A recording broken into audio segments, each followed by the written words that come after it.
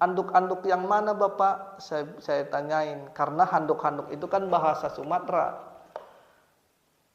Di lambung saya itu seperti ada tumor, ada kanker. Dari pihak rumah sakit di tempat kita bekerja itu sudah menyarankan bahwa saya itu harus dioperasi, harus diambil tindakan katanya. Terus saya jawab, loh kalau begitu kenapa Bapak tidak mau diambil tindakan? Saya bilangin, ya saya tidak mau katanya. Ya kenapa Bapak tidak mau? Saya bilangin, ya saya yakin kasus ini sederhana, tetapi masalahnya saya belum menemukan orang yang bisa mengatasi ini katanya. Oh, saya bilangin begitu. Nah, saya bertanya begini, oh ini mohon maaf Bapak ya, kan di tempat Bapak itu yang sering orang-orang itu dioperasi atau diambil tindakan pembedahan. Iya, katanya. Jadi kalau Bapak suka mengoperasi orang atau mengambil tindakan pembedahan orang, pertanyaan saya hanya sederhana, kenapa Bapak tidak mau dioperasi? Kenapa Bapak tidak mau diambil tindakan pembedahan? Begitu pertanyaan saya. Dia jawabnya begini, iya kan begini Bang, kalau kita itu kan sifatnya hanya menawarkan. Jadi kalau kita sudah tawarkan, kalau orang itu mau dioperasi ya kita operasi. Kalau orang itu tidak mau dioperasi ya tidak, hanyalah masalah tanda tangan saja katanya. Pokoknya siapa yang mau dioperasi, operasi tanda tangan. Kalau tidak mau dioperasi ya tidak usah. Dia membahasakannya begitu. Nah, terus saya lihat, coba saya cek, mohon maaf Bapak ya, coba keluarkan lidahnya gitu. Setelah dia keluarkan lidahnya, terus saya lihat di tengah-tengah lidah itu ada tumpukan lendir. Ya saya mengatakan begini, ini Bapak, di daerah lambung Bapak itu ada sesuatu yang menyumbat. Tetapi ini sumbatan ini sifatnya lendir atau reak. Kalau di tempat kita itu ini namanya dahak bersifat encer. Terus bisa nggak diatasi Bang katanya. Ini bisa diatasi, ini sederhana saya bilangin. Sederhananya gimana? Ketika Bapak satu, jangan makan makanan dulu. Selama proses pemulihan itu obat-obatan yang atau makan makanan yang menyebabkan lendir itu masuk lagi. Yang kedua, kita kasih obat-obatan pembersih dahak atau pembuang dahak perut. Nanti kalau Bapak mau, insya Allah nanti saya akan telepon dari kantor kita, biar kantor kita yang ngirim obatnya ke tempat Bapak. Kalau enggak ya biar kantor kita yang ngirim obatnya ke tempat saya, nanti kita ketemu, kita kerjakan. Saya bilangin, oh ya sudah Bang, terima kasih katanya.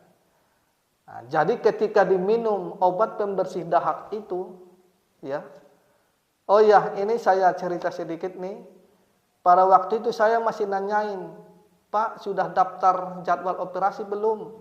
Sudah katanya, tanggal berapa? Ini lebih kurang saya operasi lagi sekitar lebih kurang 3 minggu lagi. Jadi kalau memang saya belum menemukan orang yang bisa mengobati permasalahan saya ini, maka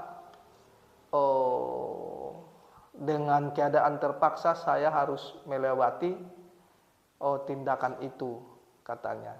Ya sudah, kalau Bapak mau diambil tindakan lebih kurang 3 minggu lagi, karena kita sekarang lagi di Medan ini, pengiriman obat dari kantor saya itu lebih kurang 3 hari. Insya Allah ini masih bisa kita kejar. Saya bilangin pada waktu itu. Akhirnya saya telepon ke kantor saya bahwa obat dikirim dulu. Obat apa? Obat pembersih dahak perut. Setelah dia minum, saya kasih 1 botol itu. Nih Pak, setelah itu obatnya. Udah nanti kalau Bapak minum obat ini, insya Allah nanti lendir yang ada di perut itu akan bersih. Maka lendir yang ada di lambung itu nanti dia lewat lendir yang ada di lambung ini akan dibersihkan, sama lendir yang ada di usus kecil, usus besar itu dibersihkan, maka dia nanti keluar lewat pembuangan gitu. Oh ya sudah katanya. Akhirnya setelah dia minum obat itu, ya beberapa hari kan sudah keluar dahaknya lewat pembuangan. Setelah pada waktu itu mau dicek, mau diambil tindakan kan dicek dulu nih, ini masih ada enggak permasalahannya. Telah dicek, alhamdulillah sudah hilang. Sudah hilang tumor atau kankernya yang ada di dalam lambungnya. Katanya begitu. Jadi artinya begini ya, teman-teman semuanya. Jadi banyak hal sebenarnya yang bisa kita selesaikan. Nah, ini sebenarnya berkaitan dengan sudut pandang ya. Berkaitan dengan sudut pandang.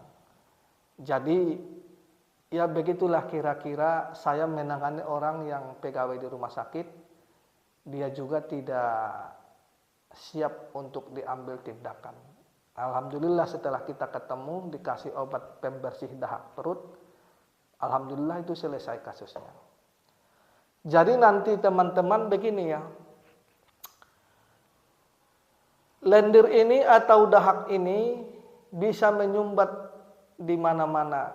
Maka ini nanti akan kita bahas lebih detail lagi ya. Ada nanti yang sering disebut dahak menyumbat di paru, di tenggorokan, di kerongkongan, di lambung, di usus kecil, di usus besar. Ada dahak menyumbat di pembuluh darah. Ada juga dahak menyumbat di pembuluh darah tapi arahnya ke jantung yang menyebabkan biasanya penyakitnya penyakit gila, yang menyebabkan satu lagi itu penyakitnya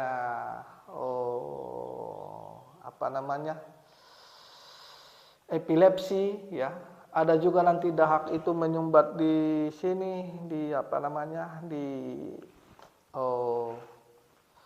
rongga hidung. Jadi ini nanti jenis dahak itu banyak.